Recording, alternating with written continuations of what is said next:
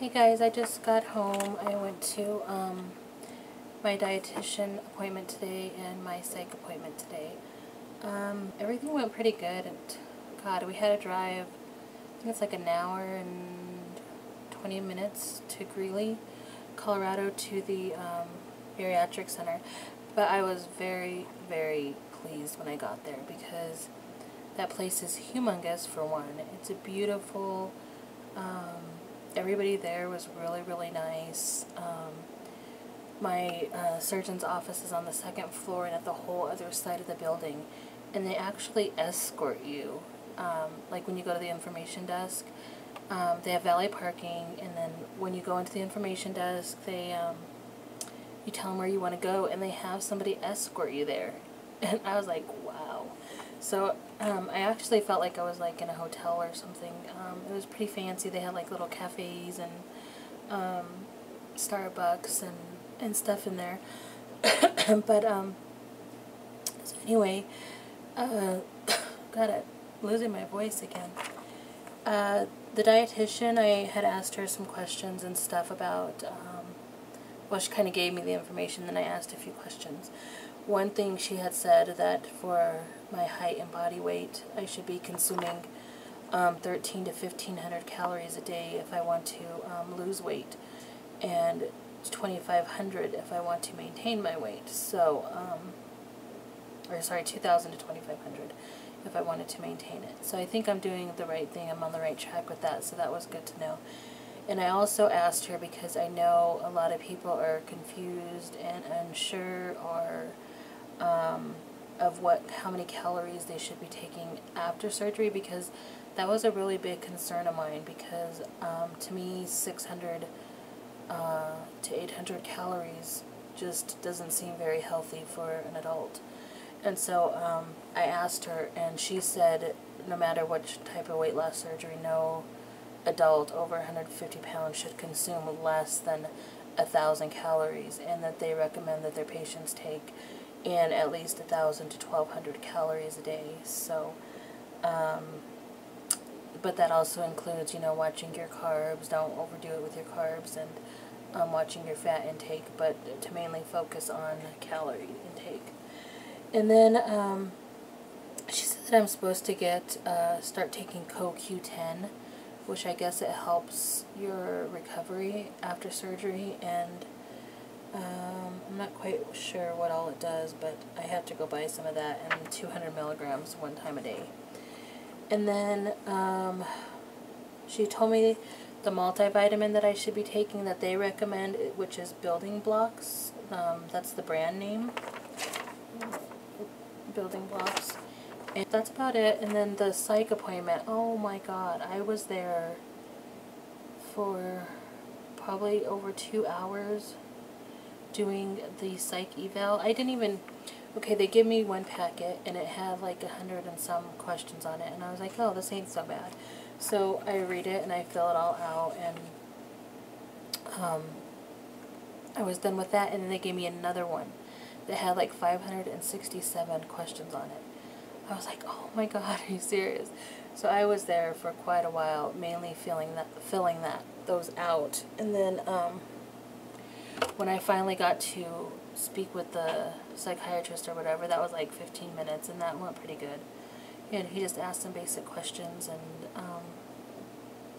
kind of gave me a little bit of information too about what he does. And the thing cool, I don't know how most centers of excellences are, but mine, it seems like there's a lot of pluses to it, like a lot of good things to it compared to a regular hospital. Like, for example, I think what I told, I don't know, Graphiteris or something, it's kind of to me like if I went and bought a computer and knew nothing about computers, and you get it without tech support.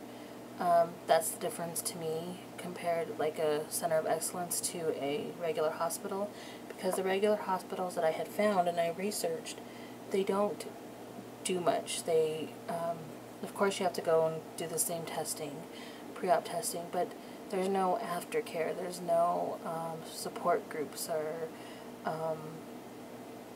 stuff like that. But the center of excellence that I'm going to, They have 24-hour support on our phone support groups, weekly support groups, weekly nutrition classes that are all, you know, included in the package, so you can attend as many as you want. They have clothing exchanges, you know, just a whole lot of stuff. And the psychiatrist there, he's for the bariatric patients. So if you ever feel you need to talk to him or you have a problem or whatever, you can go and talk to him. And I was like, wow, you know, it was just, I was pretty amazed. And so I felt really comfortable with everybody there, the staff and all that. And I think I got all my questions answered and everything went okay. So they said that once they get the results back, or I guess results is what they call them, from the psychiatrist and everything is cleared, then they will give me a date for a pre-op class, which is my last step, and also my surgery date. And they said that usually takes about 7 days. So if I don't hear back from somebody within 7 days, then I'm supposed to call them to get my dates. So I'm really happy and excited about that. And, yep, and what else is going on? That's about it. Oh, one good thing he told me, because I know there's people that, even with dieting or weight loss, he was bringing up the food journal, and whether you keep it online or on a calendar, which I think I'm going to use a calendar, like a paper calendar that I could write it in, rather than on a food journal online, just because I think it'd be easier for me. But like he said, if you list all your everything you ate for that week, and you see how much you lost, and then the next week you list everything that you ate and drank, everything, and you see how much you lost, and then the next week or whatever, you can go back to those weeks and see what's working for you and your body. So if you gain 3 pounds or lose 3 pounds one week and only a half a pound the next week, you can go back and look, okay, well, this is the type of foods and calories that I ate this week and the exercise that I did, and it worked for me more than this many calories and so forth, so you can go back for it. So I am going to go to probably Staples or something and get one of those post-it calendars or some type of paper calendar that I can write on that's a little bit more organized than just a regular calendar.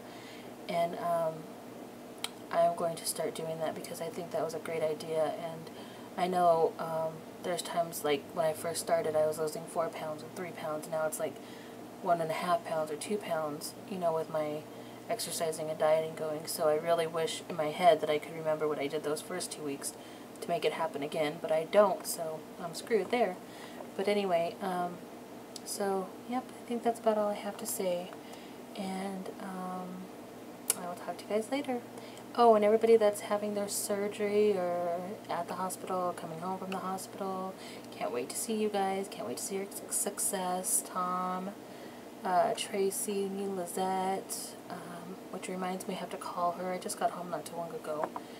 And, yep. Anybody else? Can't wait to see you guys. Okay, I gotta get out of here. It's like 110 degrees outside. It's hot. Did I just cross my eyes? I'm sorry. I'm in a really weird mood. I also been having trouble. Whoever uses a CPAP, somebody please help me, because when I sleep with my CPAP, that is the only time I feel good when I wake up or the next day. And I keep throwing it off in my sleep, like subconsciously. I don't even know that I'm doing it until it's off. And it's driving me crazy because nobody is there to tell me, hey, stupid, your CPAP's off, put it back on. So, I mean, this is how I was all the way home.